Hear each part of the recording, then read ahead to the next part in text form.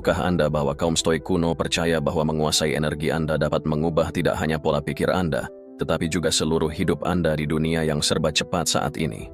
Menemukan cara untuk memanfaatkan dan mengarahkan energi kita secara efektif sangatlah penting. Video ini akan membahas strategi khusus yang dapat meningkatkan kejernihan mental Anda, meningkatkan produktivitas Anda, dan meningkatkan kesejahteraan Anda secara keseluruhan. Ini adalah metode yang telah saya uji secara pribadi dan integrasikan ke dalam kehidupan sehari-hari saya, yang membawa perubahan signifikan. Mari kita selami wawasan transformatif ini. Tetaplah di sini, karena saya akan membagikan langkah-langkah yang dapat ditindaklanjuti dan kisah-kisah pribadi yang menggambarkan praktik-praktik ini dalam tindakan. Tanpa basa-basi lagi, mari kita mulai dan mengungkap rahasia untuk menguasai energi Anda dengan kebijaksanaan praktis. Pertama, menguasai energi Anda dengan pembelajaran selektif. Pernahkah Anda berhenti sejenak dan mempertimbangkan apa yang memengaruhi energi Anda setiap hari? Pikirkanlah buku-buku yang Anda baca, musik yang Anda dengarkan, bahkan percakapan yang Anda lakukan. Ini adalah konsep pembelajaran selektif yang hebat, dan bagaimana hal itu bukan hanya tentang menyaring kebisingan, tetapi secara sadar memilih sumber yang memperkaya hidup kita, selaras dengan nilai-nilai kita, dan meningkatkan energi kita. Pendekatan ini berakar dalam filosofi Stoik yang mengajarkan kita untuk memfokuskan usaha kita hanya pada hal-hal yang berada dalam kendali kita dan yang memberikan kontribusi positif terhadap pertumbuhan pribadi kita. Mari kita ambil dari perjalanan pribadi yang pernah saya bagikan. Itu adalah pencarian untuk merapikan tidak hanya ruang fisik saya, tetapi juga lingkungan mental saya. Ini bukan tentang melepaskan barang-barang lama, tetapi lebih kepada menyempurnakan masukan mental saya. Berdasarkan kebijaksanaan Marcus Aurelius yang terkenal, yang mengatakan bahwa hidup kita adalah apa yang kita pikirkan, saya mulai mempertanyakan setiap informasi yang saya konsumsi. Apakah ini bermanfaat bagi saya? Apakah ini sejalan dengan tujuan saya? Apakah ini membuat saya menjadi pribadi yang lebih baik? Proses ini bukan tentang menjadi elitis atau meremehkan jenis pengetahuan tertentu, melainkan tentang memastikan ada keselarasan yang kuat antara apa yang kita konsumsi dan arah hidup kita. Saya pernah membuat keputusan besar untuk beralih dari mendengarkan podcast yang sedang tren ke memilih podcast yang secara khusus mendukung pertumbuhan saya. Podcast ini bukan hanya pengisi keheningan selama perjalanan jauh, tetapi mengubah perjalanan saya menjadi momen pembelajaran dan refleksi yang mendalam. Kedua, mengelilingi diri dengan orang-orang yang positif. Lalu bagaimana dengan teman-teman yang selalu menempatkan orang-orang yang tabah? Ada penekanan besar pada mengelilingi diri kita dengan orang-orang yang mewujudkan sifat-sifat tersebut. Kami bercita-cita untuk berkembang dengan mengikuti saran ini. Saya mulai membangun hubungan dengan mentor dan rekan yang hidupnya mencerminkan komitmen mereka terhadap kehidupan yang etis dan pencapaian yang bertujuan.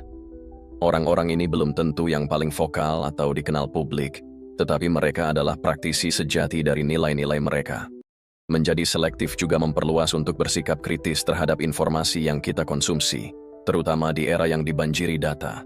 Saya telah mengadopsi praktik meneliti setiap sumber untuk kredibilitasnya, integritasnya, dan keselarasan dengan kebajikan Stoik, seperti kebijaksanaan, keadilan, kesederhanaan, dan keberanian. Lensa kritis ini membantu dalam membuat keputusan yang tepat, tidak terpengaruh oleh hal-hal yang sementara, tetapi berlandaskan pada prinsip-prinsip yang abadi. Saya mendorong Anda untuk memeriksa masukan Anda sendiri, ide-ide yang Anda serap, suara-suara yang Anda dengarkan, dan filosofi-filosofi yang Anda biarkan membentuk pikiran Anda. Apakah mereka berkontribusi pada kehidupan yang berbudi luhur? Apakah mereka meningkatkan energi Anda? Ingatlah, setiap informasi yang Anda konsumsi secara halus membentuk karakter dan takdir Anda. Ketiga, panduan Stoik untuk bertahan dalam maraton kehidupan. Dalam perjalanan hidup seperti dalam maraton, jalannya tidak selalu lurus atau bebas hambatan.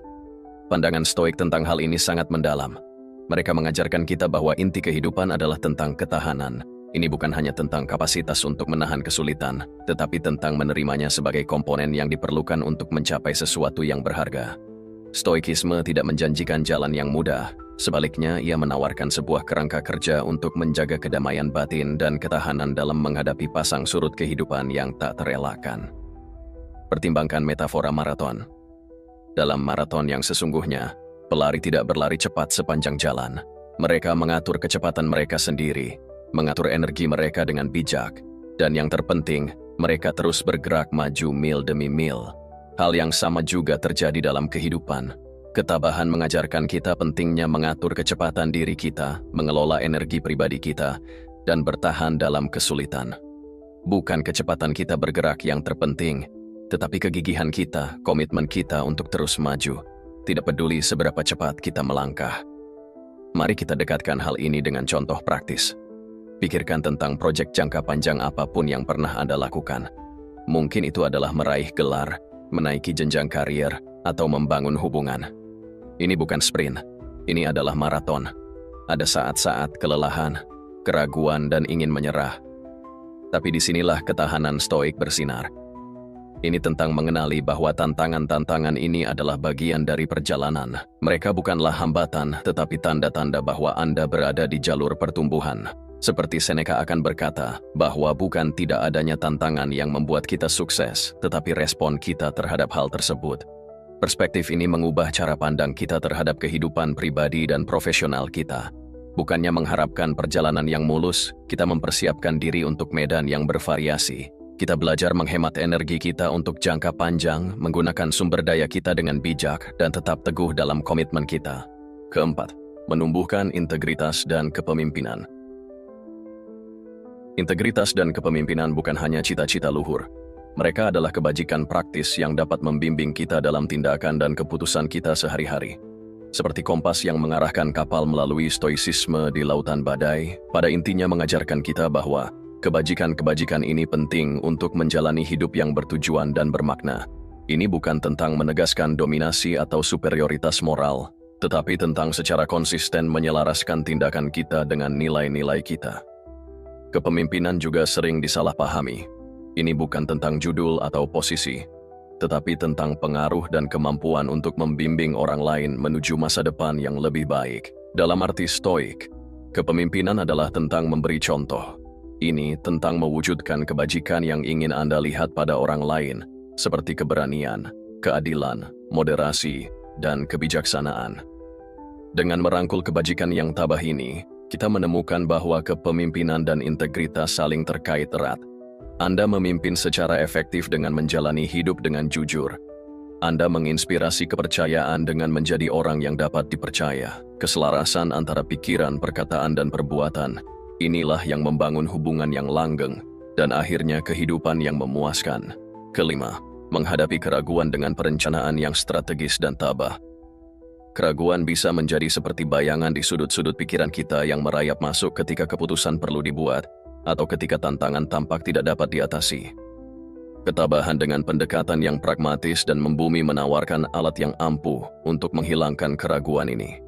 Perencanaan yang cermat adalah praktik stoik yang bukan tentang memprediksi masa depan, tetapi mempersiapkannya dengan cara yang sejalan dengan kebajikan dan prinsip batin kita, memastikan bahwa kita tidak terpengaruh oleh emosi sesaat atau tekanan eksternal. Bayangkan Anda dihadapkan dengan keputusan hidup yang penting, mungkin perubahan karier atau pindah ke kota baru. Saat-saat ini seringkali membawa gelombang keraguan. Bagaimana jika hal-hal tidak berjalan baik? Bagaimana jika saya menyesali keputusan saya? Disinilah perencanaan stoik berperan. Hal itu melibatkan pengambilan langkah mundur dan mengevaluasi situasi tidak hanya dari tempat ketakutan, tetapi dari sudut pandang kebijaksanaan. Apa risiko sebenarnya? Apa manfaat potensial? Stoikisme mengajarkan kita untuk memecah keputusan-keputusan ini menjadi bagian-bagian yang dapat dikelola untuk melihatnya melalui lensa nalar daripada emosi. Ketika saya merenungkan perubahan karier yang besar, ketidakpastian itu sangat membebani. Alih-alih menyerah pada keraguan, saya beralih ke perencanaan yang tabah. Saya mencantumkan semua kemungkinan hasil baik dan buruk, dan kemudian saya merencanakan untuk setiap skenario. Pendekatan metodis ini membantu mengubah ketakutan abstrak saya menjadi langkah-langkah konkret yang bisa saya kelola. Ini bukan hanya tentang mengurangi risiko, tetapi juga tentang memperkuat tekad saya dengan mempersiapkan semua tantangan yang mungkin terjadi. Selain perencanaan yang tabah, melibatkan penetapan tujuan yang realistis dan penciptaan peta jalan langkah demi langkah untuk mencapainya. Keenam, mengembangkan ketahanan melalui kegigihan stoik. Kegigihan adalah kebajikan inti dalam stoikisme Dan itu adalah sesuatu yang benar-benar hidup ketika kita diuji oleh cobaan dan kesengsaraan dalam kehidupan sehari-hari. Kegigihan stoik bukan tentang keras kepala yang membabi buta atau hanya menggertakkan gigi dan menanggungnya. Ini tentang mempertahankan arah Anda meskipun ada tantangan, mengetahui mengapa Anda bertahan dan memahami tujuan yang lebih besar di balik tindakan Anda. Ketika Anda tekun dalam mengerjakan suatu tugas, Anda tidak hanya menyelesaikan apa yang Anda mulai, tetapi juga mewujudkan keutamaan disiplin, ketahanan, dan keberanian. Ini bukan hanya sekedar kualitas abstrak, tetapi alat praktis yang memandu tindakan Anda. Misalnya, disiplin membantu Anda menetapkan dan mematuhi suatu tujuan, jadwal menulis harian, ketahanan memungkinkan Anda bangkit kembali dari kemunduran, dan keberanian memungkinkan Anda berbagi tulisan Anda dengan dunia meskipun takut dihakimi. Lebih jauh lagi, kegigihan yang tabah mengajarkan kita untuk fokus pada proses daripada hasil. Pergeseran fokus ini sangat kuat. Pikirkan tentang pelatihan untuk maraton.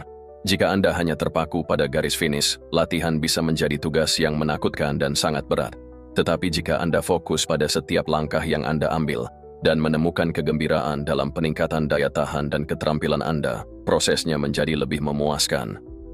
Tujuan tetap penting, tetapi ini adalah kegigihan sehari-hari yang akan membawa Anda ke sana, dan itu menjadi bermanfaat dalam dirinya sendiri. Ketujuh, menghadapi perjuangan pribadi dengan ketabahan. Pendekatan ini dapat diterapkan untuk mengatasi perjuangan pribadi juga. Apakah Anda berurusan dengan pekerjaan yang sulit, hubungan yang menantang, atau masalah kesehatan pribadi? Cara stoik bukanlah hanya bertahan, tetapi terlibat secara aktif dengan situasi tersebut.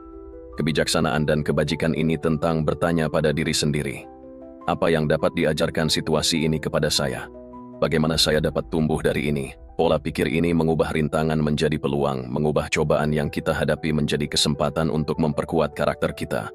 Menghadapi ketabahan bukanlah perjalanan yang menyendiri. Meskipun filosofi mengajarkan kemandirian, ia juga menghargai komunitas dan dukungan. Berbagi perjuangan, mencari nasihat, dan belajar dari orang lain adalah bagian dari jalan yang tabah. Dengan melakukan hal itu, Anda tidak hanya memperkuat ketahanan Anda sendiri, tetapi juga berkontribusi pada ketahanan orang lain. Kedelapan, meningkatkan kepemimpinan diri dengan refleksi stoik. Merefleksikan tindakan dan keputusan sendiri melalui sudut pandang prinsip stoik menawarkan perspektif transformatif tentang integritas dan kepemimpinan diri. Bentuk refleksi ini bukan hanya hobi yang menganggur, ini adalah praktik aktif yang bertujuan yang membentuk cara kita. Stoicisme mengajarkan kita bahwa integritas bukan hanya tentang bersikap jujur atau bermoral lurus, tetapi tentang konsistensi antara apa yang kita yakini, katakan, dan lakukan. Ini tentang menyelaraskan kebajikan batin kita dengan tindakan lahiriah kita. Bayangkan Anda menghadapi situasi yang tidak menyenangkan. Hari dengan tekanan dan godaan yang biasa untuk mengambil jalan pintas atau membuat kompromi. Refleksi stoik menjadi alat penting yang memungkinkan Anda berhenti sejenak dan bertanya pada diri sendiri. Apakah saya bertindak sesuai dengan prinsip saya? Apakah saya memperlakukan orang lain sebagaimana saya ingin diperlakukan? Ini bukan tentang menghakimi diri sendiri dengan keras atau bertujuan untuk kesempurnaan, tetapi tentang berjuang untuk keselarasan pribadi. Ketika Anda merenungkan hari Anda melalui lensa yang tabah, Anda fokus pada area di mana Anda mampu mempertahankan integritas Anda dan juga pada saat-saat di mana Anda mungkin goyah. Ini bukan untuk berdiam pada kesalahan, tetapi untuk memahaminya dan belajar bagaimana meningkatkan kepemimpinan diri. Aspek kunci lain dari filosofi stoik melibatkan memimpin diri sendiri dengan dedikasi dan disiplin. Sebanyak yang akan dilakukan seseorang untuk memimpin orang lain. Ini tentang pengaturan diri dan motivasi diri. Terakhir, merangkul perjalanan jangka panjang. Saat kita mengakhiri diskusi kita hari ini, penting untuk diingat bahwa merangkul perjalanan jangka panjang kehidupan adalah fundamental untuk mempraktikannya. Stoicisme bukan tentang perbaikan cepat atau kepuasan instan, melainkan tentang melihat setiap pengalaman, tantangan, dan keputusan sebagai bagian dari narasi yang lebih luas yang membentuk siapa kita dan siapa kita nantinya. Perspektif ini membantu kita melihat melampaui keinginan atau ketidaknyamanan kita yang mendesak dan sebaliknya berfokus pada prinsip-prinsip yang bertahan lama dan pemenuhan yang bertahan lama. Stoicisme mengajarkan kita nilai kesabaran dan pentingnya memandang hidup sebagai sebuah kontinum, bukan serangkaian kejadian yang terputus-putus. Ketika kita mengadopsi filosofi pandangan jangka panjang ini, kerepotan dan rintangan kita sehari-hari mulai tampak tidak terlalu menakutkan. Kita tidak lagi hanya bereaksi terhadap kehidupan sebagaimana adanya. Kita secara aktif menenun permadani kaya yang mewakili filosofi hidup kita. Setiap helai, baik itu tantangan yang diatasi atau pelajaran yang dipelajari, menambah kedalaman dan warna pada gambaran keseluruhan. Pertimbangkan bagaimana pendekatan ini mengubah pemahaman kita tentang kesuksesan dan kegagalan. Dalam pandangan Stoik, yang penting bukan hanya hasilnya, tetapi prosesnya. Cara kita mengejar tujuan dan menangani kemunduran. Dengan berfokus pada jangka panjang, kita belajar untuk tidak terlalu gembira dengan kesuksesan atau terlalu putus asa dengan kegagalan. Sebaliknya, kita belajar untuk menghargai setiap langkah perjalanan kita sebagai kesempatan untuk mempraktikkan kebajikan, untuk tumbuh, dan memperbaiki karakter kita. Terima kasih telah bergabung dengan saya hari ini dalam mengeksplorasi prinsip-prinsip Stoik ini. Ingatlah, perjalanan itu panjang, tetapi setiap langkah adalah kesempatan untuk memperkuat siapa kita dan apa yang kita perjuangkan. Mari kita terus membangun pembelajaran dan tumbuh bersama.